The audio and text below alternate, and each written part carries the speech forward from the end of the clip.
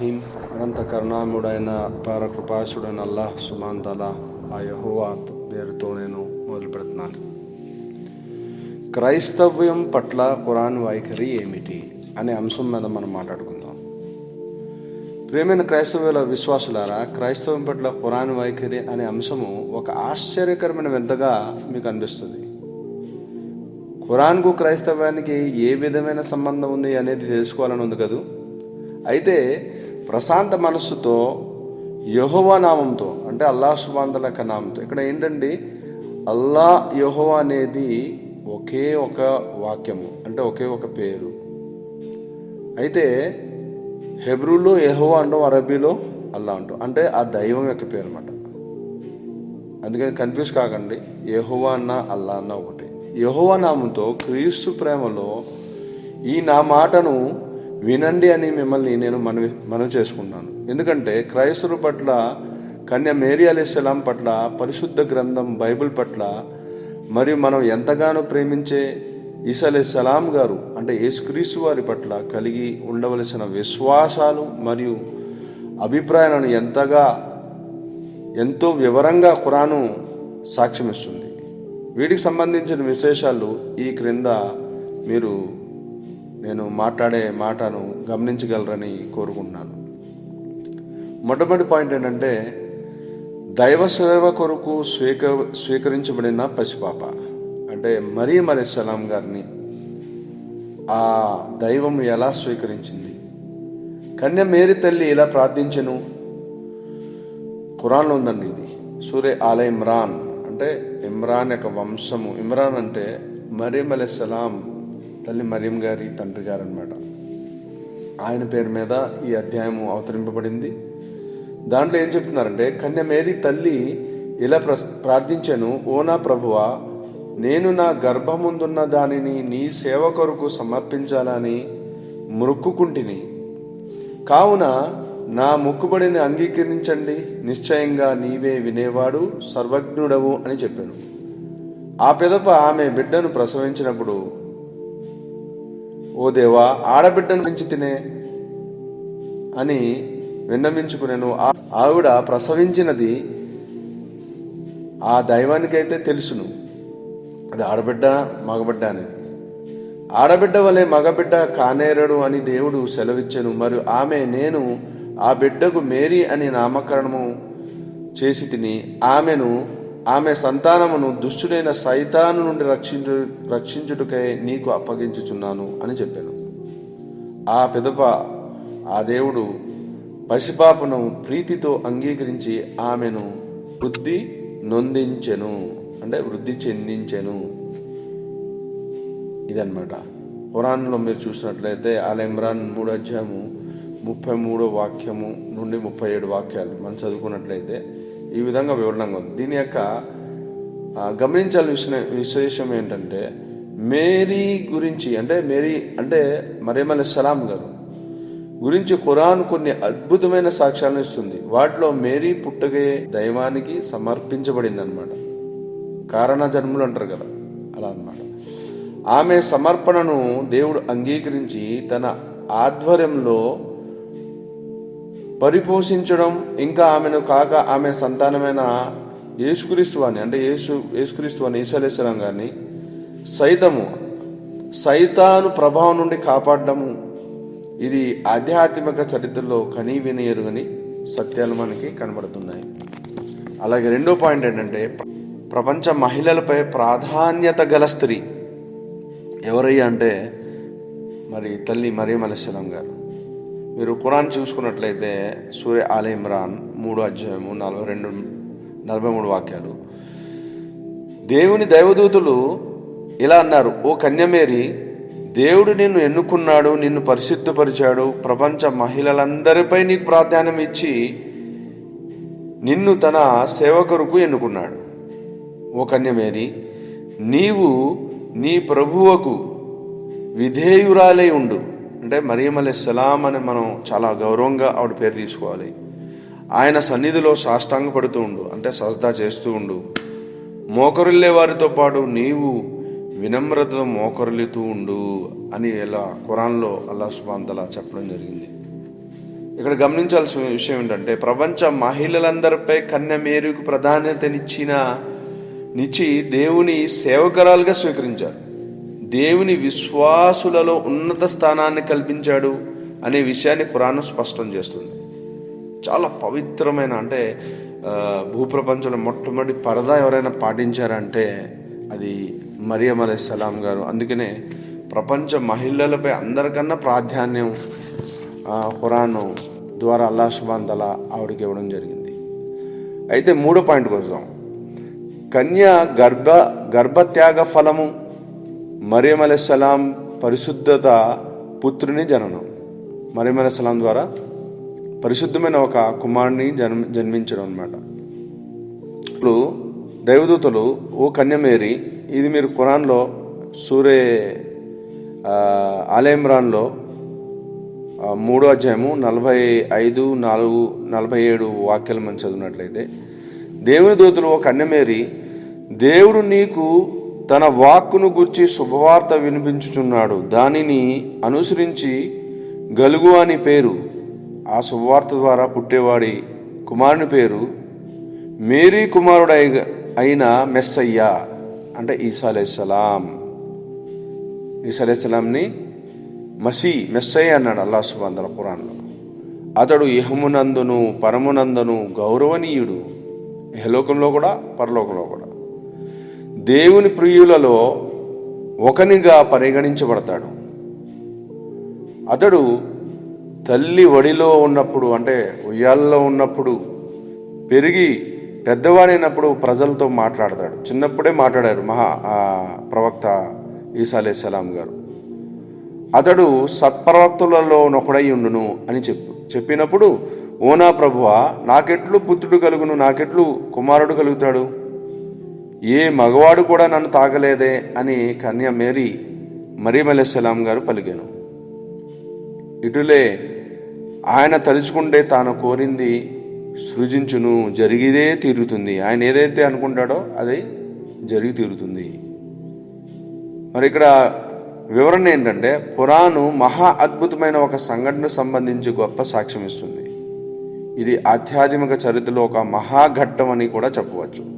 ఎందుకంటే ఆదం అలైహిస్సలాం గారిని తల్లి తండ్రి లేకుండానే పుట్టించాడు అల్లాహ్ సుబ్హానహు వ తఆలా, ఆ యెహోవా. మరి యేసుక్రీస్తు వారిని తన యొక్క అద్భుతాన్ని, తన యొక్క శక్తిని తెలియపరచడానికి ఇక్కడ తండ్రి లేకుండానే మరియం అలైహిస్సలాం గారి కన్య మేరీ ద్వారా అల్లాహ్ సుబ్హానహు వ తఆలా ఈసా అలైహిస్సలాంని పుట్టించడం జరిగింది. ఎందుకంటే కన్య గర్భవతి అవడం అనేది మానవ మేధస్సుకు అందని విషయం. అసలు మనిషి ఊహించలేడు అనమాట. ఇది పెద్ద మిరకిల్, అద్భుతం అనమాట. ఇది యెహోవా యొక్క శక్తికి సంబంధించిన ఆజ్ఞ.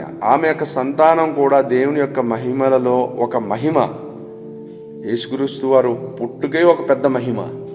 అంతేకాకుండా ఖురాన్ కన్య మేరీ యొక్క పవిత్రతను, ఆమె త్యాగమును ఎంతగానో కొనియాడుతూ ఆమెకు కలిగిన కుమారుణ్ణి కూడా పరిశుద్ధినిగా గొప్ప సాక్ష్యం ఇస్తుంది.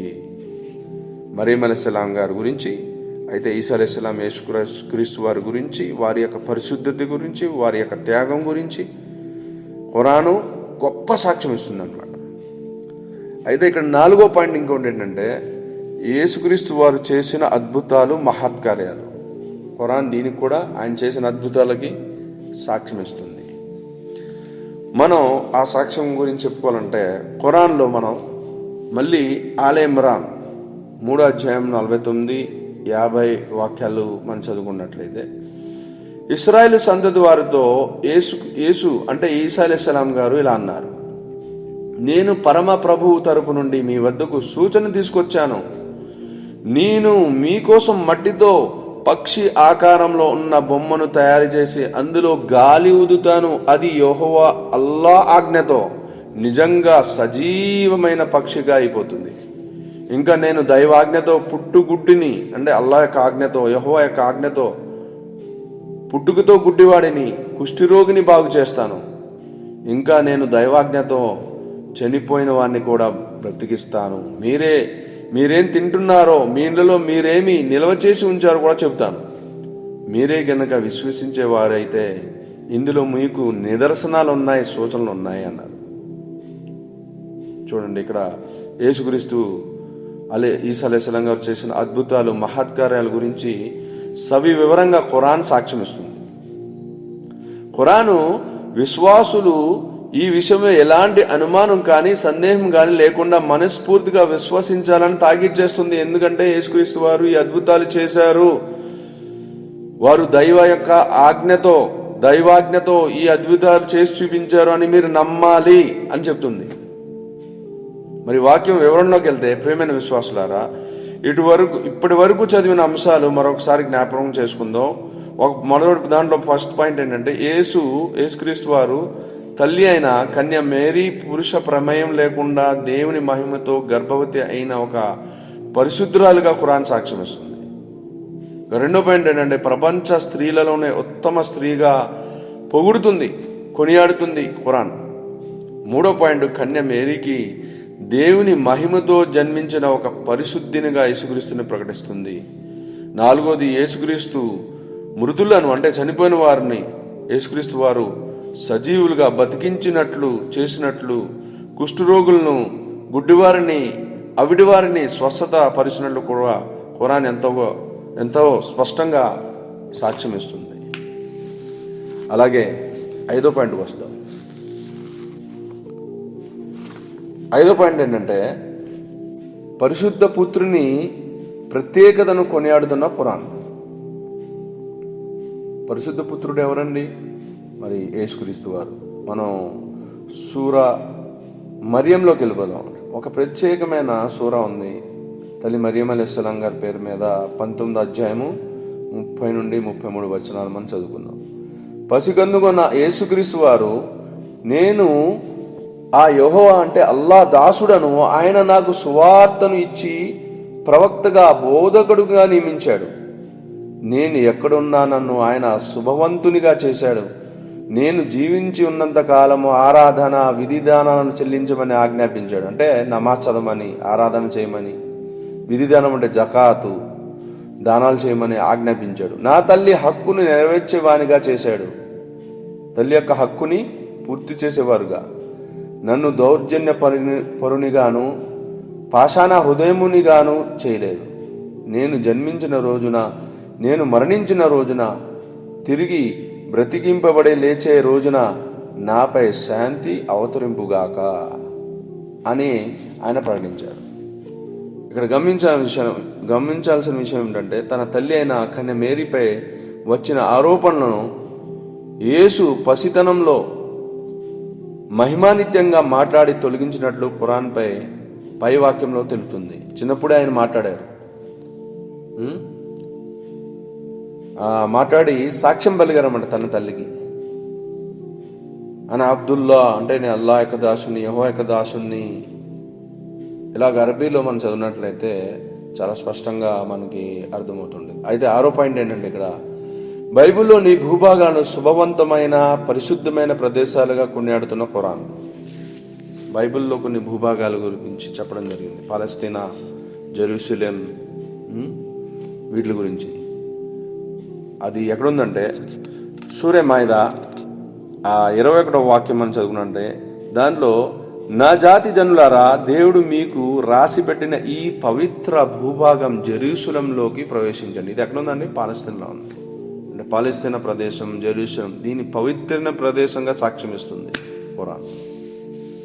అలాగే మూసా అలైహిస్సలాం గారు సూరే తాహా మనం చదువుకున్నట్లయితే 20వ అధ్యాయము 11వ వాక్యము, మూసా అలైహిస్సలాం అక్కడకు చేరగానే, అంటే మూసా అలైహిస్సలాం అంటే పిలుపు వినబడింది. ఓ మోషే, నేనే నీ ప్రభువును, చెప్పులు విడిచిపెట్టు, నీవు పవిత్రమైన తువ్వాలోయలో ఉన్నావు.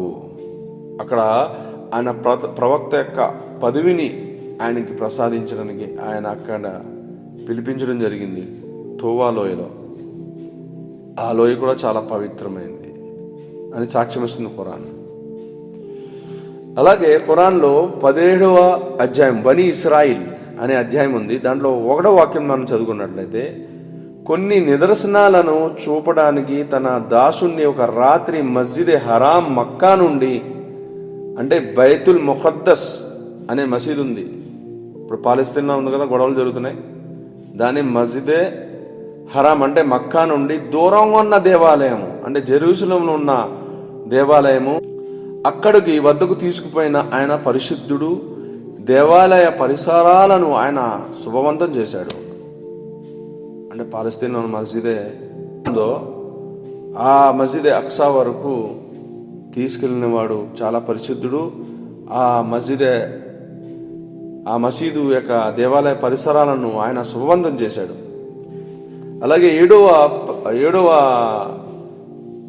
పాయింట్ ఏంటంటే పరిశుద్ధ బైబిల్ ప్రత్యేకతను కొనియాడుతున్న ఖురాన్. బైబిల్ పరిశుద్ధమైంది. దాన్నే అరబీలో ఇంజీల్ అన్నారు, పరిశుద్ధ గ్రంథము.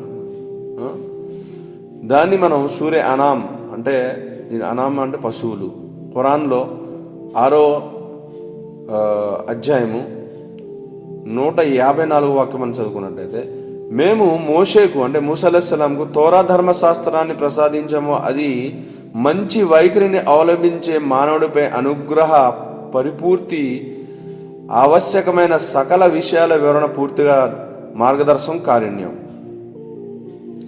ఎన్ని అయితే అంటే అవసరమైన విషయాలు ఉన్నాయో అన్ని విషయాలని కూడా దాంట్లో ధర్మశాస్త్రంలో ఉన్నాయన్నమాట. అంటే పాత నిబంధనలో దాన్ని కూడా ప్రత్యేకతల్ని కొనియాడుతుంది ఖురాన్. అలాగే ఖురాన్లో సూర్య అరాఫ్ అంటే శిఖరాలు 7వ అధ్యాయం 145వ వాక్యం మనం తీసుకున్నట్లే, మేము జీవితానికి సంబంధించిన ప్రతి రంగానికి కావలసిన హితబోధను ప్రతి విషయానికి సంబంధించిన శిలాఫలకాలపై వ్రాసి మోషకి ఇచ్చాము. అంటే 10 కమాండ్మెంట్స్ గురించి చెప్తుంది అనమాట. ఖురాన్ సాక్ష్యం ఇస్తుంది. ఈ గతించిన ప్రవక్తల తర్వాత మేము కన్య మేరీ అంటే మరియం అలైహిస్సలాం కుమారుడైన యేసుక్రీస్తు వారు ఈసా అలైహిస్సలాం గారిని పంపాను. ఆయన తన కాలంలో ఉన్నటువంటి తోరా గ్రంథంలోని అంటే పాత నిబంధన విషయాన్ని ధర్మశాస్త్రాన్ని ధృవీకరించేవాడు. ఆయన ధృవీకరించడానికి పంపించబడ్డాడు. మేము ఆయనకు ఇంజీల్ సువార్తను ప్రసాదించాం, అంటే బైబిల్ని ప్రసాదించాం, కొత్త నిబంధనని. అందులో మార్గదర్శకత్వము, జ్యోతి ఉన్నాయి, వెలుగు ఉన్నాయి. అది కూడా తన కాలంలో ఉన్న తోరాలోని దానిని ధృవీకరించేది. అది కొత్త నిబంధన ఎందుకు ఇవ్వబడింది? పాత నిబంధనని ధృవీకరించడానికి ఇవ్వబడింది. అది కూడా తన కాలంలో ఉన్న తోరాలోని దానిని ధృవీకరించేది. యెహోవా ఆ దైవం యందు అంటే అల్లాహ్ సుబ్హానహు యందు భక్తి శ్రద్ధలు కలవారికి అది మార్గదర్శకత్వం చూపిస్తుంది. అంతేకాదు హితోపదేశం చేస్తుంది. సూర్య మైదా 5వ అధ్యాయము 46 వాక్యాలు అన్నమాట. దీని వివరణలోకి వెళ్తే మనం పై వాక్యాలను పరిశీలిద్దాం. 1 మూసా అలైహిస్సలాం మోషేకి ఇవ్వబడిన ధర్మశాస్త్రం దైవం తరపు నుండి ఇవ్వబడిందని మరి అందులో కారుణ్యం, జ్యోతి ఉన్నాయని. 2 సమస్త మానవ జాతికి మార్గదర్శకం, జ్యోతి అని. 3 మానవ జీవితానికి సంబంధించిన ప్రతి రంగానికి కావలసిన హితబోధ, ప్రతి విషయానికి సంబంధించిన స్పష్టమైన మార్గదర్శనం అని. 4వ పాయింట్ ఏంటంటే యేసుక్రీస్తుకి సువార్త ఇవ్వబడిందని, యేసుక్రీస్తు వారికి సువార్త ఇంజీల్ ఇవ్వబడిందని. 5 యేసుక్రీస్తు వారు ఇచ్చిన సువార్తలలో మార్గదర్శనం, జ్యోతి ఉందని ఎంతో స్పష్టంగా ఖురాను తనకు ముందు వచ్చిన గ్రంథాలని గురించి సాక్ష్యం ఇస్తుంది. అందుకనే మనం యేసుక్రీస్తు వారు చెప్పినట్టుగా ఆయన బోధించినట్టుగా జీవితాన్ని గడపాలి అని ఖురాను గ్రంథం కూడా సాక్ష్యం ఇస్తుంది. అది 8వ పాయింట్ క్రైస్తవ మహనీయులకు, సంఘటనలకు మరియు ప్రదేశాలకు తన అధ్యాయాల పేర్లతో ప్రస్తావించిన ఖురాన్. క్రైస్తవుల్లో మహనీయులు ఉన్నారు కదా, వారి యొక్క మహనీయులు కాలంలో జరిగిన సంఘటనలు ఉన్నాయి, వృత్తాంతాలు ఉన్నాయి, మరి ప్రదేశాలు ఉన్నాయి. సో ఆ ప్రదేశాలకు బదులుగా, ఆ సంఘటనలకు బదులుగా, ఆ మహనీయులకు, ఆ ప్రవక్తలకు బదులుగా పేర్లు సంబోధించింది. ఉదాహరణకు 1వ పాయింట్ ఏంటంటే ఇబ్రాహీం అలైహిస్సలాం గారిని సూర్య రాద్లో ప్రస్తావించడం. అలాగే 2వది ఆహారం వర్షింపు చేయుట, పస్కా అంటారు దాన్ని. ఇది సూర్య మైద 5వ అధ్యాయంలో. యూనుస్ అలైహిస్సలాం యోనా గురించి 10వ అధ్యాయంలో. యోసేపు అంటే యూసుఫ్ అలైహిస్సలాం 12వ అధ్యాయంలో. చూడండి, అధ్యాయుల పేర్లు కూడా ప్రవక్తల యొక్క పేర్లు, ఆ మహనీయుల పేర్లు వచ్చినాయి. 5వ అధ్యాయము కన్య మేరీ తల్లిదండ్రుల గురించి సూరే ఆల్ ఇమ్రాన్. మొదటి పాయింట్. అయితే ఆరోది సూర మరియం, డైరెక్ట్గా మరియం అలైహిస్సలాం గారి పేరు మీద ఒక అధ్యాయం అవతరింపజేశాడు అల్లాహ్ సుబ్హానహు వ తఆలా. ఏడోది రూమ్ అనే అధ్యాయం 30వ అధ్యాయంలో రోము అని ఉంది కదా, దాని పేరు రూమ్ అని పెట్టి అరబీలో అల్లాహ్ సుబ్హానహు వ తఆలా ఖురాన్లో అధ్యాయం పేరుతో వారిని ప్రస్తావించడం జరిగింది. అయితే మరి 9వ పాయింట్ ఏంటంటే యేసుక్రీస్తు వారు చూపించే నిత్య జీవ మార్గం ఏది? మనం ఖురాను ఆల్ ఇమ్రాన్ మళ్ళీ 3వ అధ్యాయము 51, 52 వచనాలకు వెళ్ళిపోయినట్లయితే అక్కడ యేసుక్రీస్తు వారు ఏం చెప్తున్నారంటే, ఇంకా నాకు పూర్వం ఉన్న తోరా ధర్మశాస్త్రాన్ని ధృవపరిచేవాడను, మీకు నిషేధించబడిన కొన్ని వస్తువులను ధర్మసమ్మతం గావించడానికి నేను వచ్చాను అంటున్నారు యేసుక్రీస్తు వారు. నేను మీ వద్దకు మీ పరమ ప్రభువు తరపు నుండి స్పష్టమైన నిదర్శనాలు, మహిమల్ని తీసుకొచ్చాను. కనుక యెహోవాకు అంటే అల్లాహ్ సుబ్హానహు వ తఆలాకు భయభక్తులు కలిగి ఉండి నన్ను అనుసరించండి. యెహోవా నాకు ప్రభువే, మీకు ప్రభువే. కాబట్టి ఆయనే ఆరాధించండి, ఇదే నిత్య జీవ మార్గము. ఏం చెప్తున్నారండి? యెహోవా అంటే ఇందాక చెప్పాను కదా, అల్లాహ్ సుబ్హానహు వ తఆలా. ఆయన నాకు ప్రభువే, మీకు ప్రభు, ఆయన్నే ఆరాధించండి, ఇదే నిత్య జీవ మార్గము అని ఖురాన్ సాక్ష్యం ఇస్తుంది. దీని వివరణ ఏంటి? ఒకటి పాయింట్, వివరణలో మొత్తం 4 పాయింట్స్ ఉన్నాయి. 1 ధర్మశాస్త్రాన్ని నెరవేర్చేవారు, 2 సూచక్రియలను విశ్వసించేవారు, 3 యెహోవాను ఆరాధించేవారు, 4 యేసుక్రీస్తు ద్వారా నిత్య జీవ మార్గం ఉందని ఆయనను వెంబడించేవారు అంటే అనుసరించేవారు నిత్య జీవం పొందుతారని ఖురాన్ స్పష్టంగా తెలుస్తుంది. ఆయన చెప్పినట్టు నడుచుకుంటున్నట్లయితే చాలా విషయాలు చాలామంది పాటించడం జరుగుతుంది. చాలామంది ఏం చేస్తారంటే కొన్ని విషయాలు పాటిస్తున్నారు, కొన్ని విషయాలు వదిలేయడం జరుగుతుంది. అలా కాకుండా పూర్తిగా మనం పాటించాలి. 10వ పాయింట్, ఖురాన్ విశ్వాసులకు అపోస్తులలే ఆదర్శనీయులు. ఖురాన్ విశ్వాసులకు అపోస్తులు అంటే యేసుక్రీస్తు వారికి శిష్యులు అనమాట. దాని గురించి మనం చదువుకోవాలంటే మనం సైనిక పంక్తి సూర సఫ్ 61వ అధ్యాయము 14వ వాక్యంలోకి మనకు వెళ్ళిపోదాం.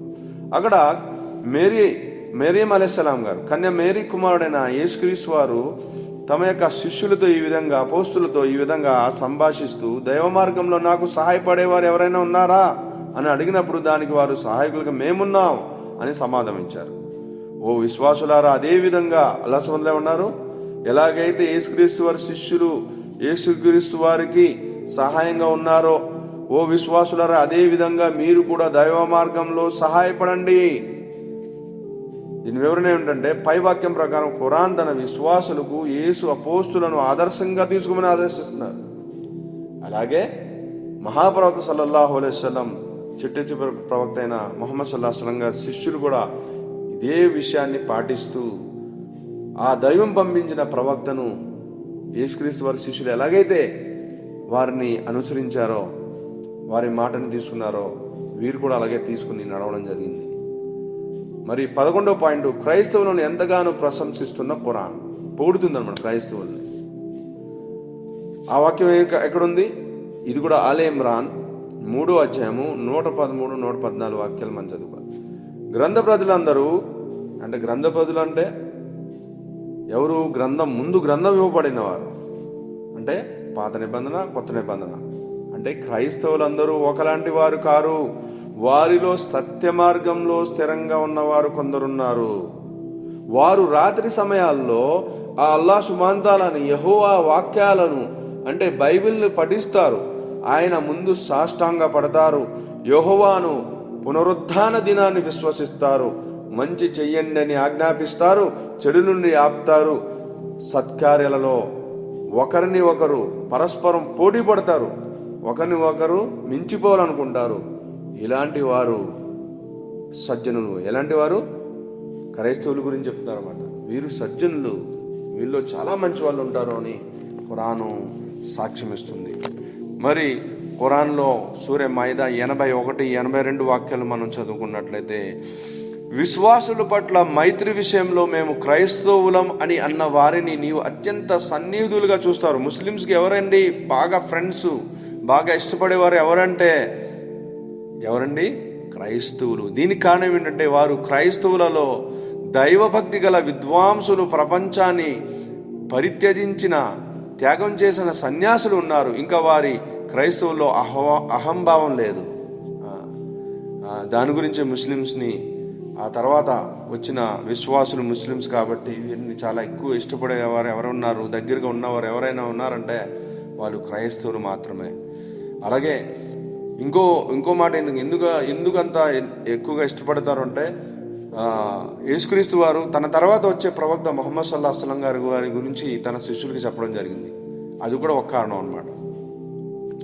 అలాగే ఇప్పుడు మనం సూరా హదీద్ దాన్ని ఇనుము అంటారు, 57వ అధ్యాయము 27వ వాక్యం మనం చదువుకున్నట్లయితే, కన్య మేరీ కుమారుడైన యేసుక్రీస్తు వారిని మేము పంపించాము, ఆయనకు ఇంజీల్ సువార్తను ప్రసాదించాము, అంటే బైబిల్ని, కొత్త నిబంధనను ప్రసాదించాము. ఆయనను అనుసరించిన వారి అంటే క్రైస్తవులు హృదయాలలో మేము జాలిని, కరుణ కలిగించాము. యేసుక్రీస్తు వారిని ఎవరు అనుసరించారంటే క్రైస్తవులు అనుసరించారు. అనుసరించిన తర్వాత ఏం చేశాడు అల్లాహ్ సుబ్హానహు వ తఆలా? హృదయాలలో మేము జాలిని, కరుణ కలిగించాము. అలాగే సోదరులారా, దీని యొక్క వివరణ ఏంటంటే, పై వాక్యాలను పరిశీలిస్తే క్రైస్తవుల పట్ల, బైబిల్ పట్ల మరియు విశ్వాసులు ఎంతగానో ప్రేమించే యేసుక్రీస్తు వారి పట్ల ఖురాన్ ఎంతటి చక్కటి వైఖరి కలిగి ఉందో తెలియజేస్తుంది. ఇది అంతిమ నిబంధన కాబట్టి ఇది యేసుక్రీస్తు వారి గురించి, యేసుక్రీస్తు వారి శిష్యుల గురించి, వారి యొక్క తల్లిగారి గురించి, వారి యొక్క కుటుంబం గురించి, ప్రతి ఒక్కరి గురించి సాక్ష్యం ఇస్తుంది ఖురాన్. అలాగే 12వ పాయింట్, బైబిల్తో పాటు ఇతర గ్రంథాలను కూడా స్థాపించాలని ఆజ్ఞాపిస్తున్న ఖురాన్. వారు బైబిల్ను వారి ప్రభు తరపు నుండి వారి వద్దకు పంపడిన ఇతర గ్రంథాలను స్థాపించి ఉన్నట్లయితే ఎంత బాగుండేది. ఎవరైతే బైబిల్ మీద విశ్వాసం తీసుకొచ్చారో వారిని ఇతర గ్రంథాలు, ఆ తర్వాత వచ్చిన గ్రంథాల మీద కూడా విశ్వాసం తీసుకురండి అని చెప్తుంది.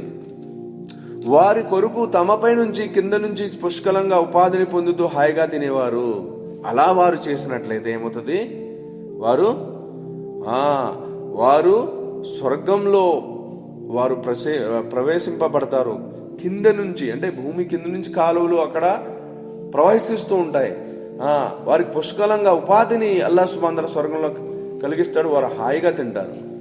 అంటే వారి యొక్క విశ్వాసం అక్కడికి బైబిల్తో ఆగిపోకుండా ఆ తర్వాత వచ్చిన గ్రంథాలను కూడా వాళ్ళు విశ్వసించారు. అప్పుడు వారు పరిపూర్ణమైన విశ్వాసులు అవుతారన్నమాట. ఖురాన్ ఇలా ప్రకటిస్తుంది. సూర మాయిదా 5వ అధ్యాయము 68వ వాక్యము, గ్రంథ ప్రజలారా అంటే క్రైస్తవులారా, మీరు బైబిల్ను మీ ప్రభు తరపు నుండి అవతరింపజేయబడిన ఇతర గ్రంథాలను స్థాపించినంత వరకు అసలు మీరు ఏ పునాది పైన లేనట్లే. మీరు బైబిల్తో ఆగిపోకండి. ఆ తర్వాత అంతిమ నిబంధనను, అంతిమ దైవ గ్రంథాన్ని ఆ యెహోవా అల్లాహ్ సుబ్హానహు వ తఆలా ప్రసాదించాడు కదా, వారిని మీరు పాటించండి. ఆగిపోకండి, బైబిల్తోనే ఆగిపోకండి. మీ ప్రభు తరపు నుండి అవతరింపజేయబడిన ఇతర గ్రంథాలను స్థాపించినంత వరకు అసలు మీరు ఏ పునాది పైన లేనట్లే. అలాగే 13వ పాయింట్, బైబిల్ ప్రవక్తలు మరియు యేసు మార్గంలోనే నడవాలని ఖురాన్ తన విశ్వాసులకు ఆజ్ఞాపిస్తుంది. బైబిల్లో ఉన్న ప్రవక్తలు మరియు యేసు మార్గంలోనే నడవాలని ఖురాన్ తన విశ్వాసులకి ఆజ్ఞాపిస్తుంది. చూడండి, యేసు చెప్పినట్టు నడుచుకోవాలని చెప్తుంది ఖురాన్. దాని గురించి మనం చదువుకోవాలంటే ఖురాన్లో సూర అనామ్ 6వ అధ్యాయము 84 నుండి 90 వాక్యాల వరకు మనం చదువుకుందాం. మేము అబ్రాహాముకి అంటే ఇబ్రాహీం అలైహిస్సలాంకి, ఇస్సాకుకి, యాకోబుకి అలాగే వారి వంటి సంతానాన్ని ప్రసాదించాము. ప్రతి ఒక్కరికి రుజుమార్గం చూపించాము. మోషేకు, హారూన్లకు సన్మార్గం చూపాను. జకరియా, యహ్యాను, యేసుక్రీస్తుకి నిత్య జీవమార్గము చూపాము. ఈ అందరి ప్రవక్తలకు ఏం చెప్పారంట? నిత్య జీవమార్గం చూపాము. వారిలో ప్రతి ఒక్కరూ సజ్జనుడే. అందరు ప్రవక్తలు కూడా సజ్జనులే. అంటే బైబిల్లో ఉన్న ప్రవక్తలు అందరూ కూడా సజ్జనులే. అలాగే ఓ ముహమ్మద్ ప్రవక్త సల్లల్లాహు అలైహి వసల్లం గారు, ఎందుకంటే ఖురాను ముహమ్మద్ ప్రవక్త సల్లల్లాహు అలైహి వసల్లం గారి మీద అవతరించింది కాబట్టి మాటిమాటికి అల్లాహ్ సుబ్హానహు వ తఆలా యెహోవా తండ్రి ఏమంటున్నారు? ఓ ప్రవక్త ముహమ్మద్ సల్లల్లాహు అలైహి వసల్లం గారు, వారే దైవం తరపు నుండి మార్గదర్శకత్వం పొందినవారు, వారి మార్గాన్ని నీవు అనుసరించు. ముహమ్మద్ సల్లల్లాహు అలైహి వసల్లం గారు వచ్చిన తర్వాత వారి యొక్క మార్గాన్నే అనుసరించడం జరిగింది. ధర్మాన్ని ముహమ్మద్ ప్రవక్త గారు వచ్చిన తర్వాత ఏం చేయడం జరిగింది? పరిపూర్ణం చేయడం జరిగింది. అలాగే ఇక్కడ ఇంకో వాక్యం మీకు చెప్తాను. అది ఆ వాక్యం ఏంటంటే సూరా సఫ్ 61వ అధ్యాయం అండి. 61వ అధ్యాయము 6వ వాక్యం. దీంట్లో మనం చదవాల్సింది ఏమిటంటే, మరియం కుమారుడు అయిన ఈసా గాదు కూడా అతను తన జాతితో ఇశ్రాయేల్ సంతతి ప్రజలారా. మరియం కుమారుడైన ఈసా అలైహిస్సలాం గారి యొక్క గాది కూడా చెప్పు ఓ ముహమ్మద్ సల్లల్లాహు అలైహి వసల్లం గారు చెప్పండి. ఏమన్నారా? ఇశ్రాయేల్ సంతతి ప్రజలారా, నేను మీకోసం దేవుడు పంపిన ప్రవక్తను. ఎవరు చెప్తున్నారు? యేసుక్రీస్తు వారు చెప్తున్నారు. ఆ యెహోవా తండ్రి, ఆ అల్లాహ్ సుబ్హానహు వ తఆలా పంపించిన ప్రవక్తను నేను. నాకు పూర్వం అవతరించిన తౌరాత్ గ్రంథాన్ని ధృవపరిచేవాడిని, పాత నిబంధనని ధృవపరచడానికి వచ్చాను. ఆ తర్వాత మరొక ప్రవక్త రానున్నాడని శుభవార్త అందజేస్తున్నాను. నాతో ఆగలేదు, నా తర్వాత ఇంకో ప్రవక్త వస్తున్నారు అని శుభవార్త మీకు అందజేస్తున్నాను. అతని పేరు అహ్మద్ అయి ఉంటుంది అని యేసుక్రీస్తు వారు పలికారు. కానీ అతను స్పష్టమైన నిదర్శనాలతో వారి వద్దకు వచ్చినప్పుడు వారు ఇది మంత్రజాలమే మాత్రమే అన్నారు. ముహమ్మద్ సల్లల్లాహు అలైహి వసల్లం గారు చివరి ప్రవక్త వచ్చినప్పుడు ఏం చేశారండి? అది మంత్రజాలం అని చెప్పారు చాలామంది. ఎందుకంటే మీరు నిజంగా ప్రవక్త అయితే, మీరు పురాణంలో ఒక సూర ఉంది, సూర ఖమర్ అంటే చంద్రుడు, ఖమర్ అంటే చంద్రుడు. మీరు నిజంగా ప్రవక్త అయితే, దేవుని పంపించిన ప్రవక్త, యెహోవా పంపించిన ప్రవక్త అయితే ఈ చంద్రుని 2 ముక్కలు చేసి చూపించండి అన్నారు. అల్లాహ్ అది చాలా సులువు. ఆయన వెంటనే మీరు విశ్వాసం స్వీకరిస్తారా అన్నారు. మేము విశ్వాసం స్వీకరిస్తాం అన్నారు. అల్లాహ్ యొక్క ఆజ్ఞతో 2 ముక్కలు అయిపోయినాయి. తన చూపుడు వెళ్ళి చూపించినంటే అది 2 ముక్కలు అయిపోయింది. మళ్ళీ 2 ముక్కలు కూడా కలిసిపోయినాయి. ఈరోజు నాసా కూడా ఏం చేసిందంటే దీన్ని ధృవీకరిస్తుంది. ఎవరో చంద్రుడిని 2 ముక్కలు చేసి కలిపారని ప్రూవ్ చేసింది. రాక్ ఆఫ్ బెల్ట్ అని గూగుల్లో మీరు కొడితే ఫోటో వస్తుంది. ఒక గొయ్యి ఏర్పడింది. కానీ అలా చేసినా సరే వాళ్ళు ఏం చేశారండి? ఇది మంత్రజాలమే, నువ్వు మాంత్రికుడు, ఈ మంత్రజాలం చేస్తున్నావు అన్నారు. ధిక్కరించారు. ఈరోజు చెట్టు చివరి ప్రవక్తను కూడా అందరూ ధిక్కరిస్తున్నారు. యేసుక్రీస్తు గారి మీద నమ్మకం తీసుకొచ్చాను, విశ్వాసం తీసుకొచ్చాను అంటున్నారు.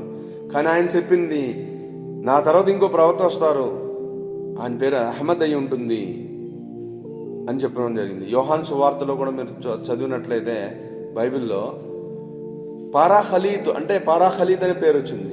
ఆదరణకర్త అని వచ్చింది పేరు. పారాఖలీత్ని మనం ట్రాన్స్లేట్ చేస్తే అహ్మద్ అని వస్తుంది పేరు.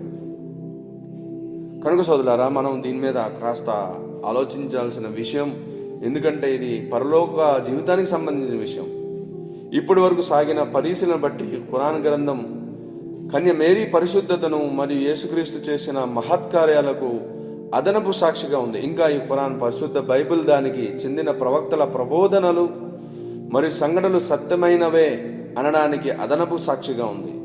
ఇంకా యేసు, ఆయన అపోస్తులు అంటే శిష్యులు మరియు పరిశుద్ధ ప్రవక్తల బోధనల అనుసరణ చేయమని ఈ ఖురాన్ తన విశ్వాసులే సత్యాన్ని అన్వేషించడం, పరిశీలన చేయడం చేసి మనం అసలు శిశులు మార్గాన్ని కనుక్కొని మనం దాని మీద విశ్వాసం తీసుకురావాలి. అల్లాహ్ సుబ్హానహు వ తఆలా మనందరికీ కూడా స్వచ్ఛమైన సంకల్పంతో, స్వచ్ఛమైన ఆలోచనలతో వీటన్నిటి మీద ఆచరించే మహాభాగ్యం మనందరికీ ప్రసాదించుగాక.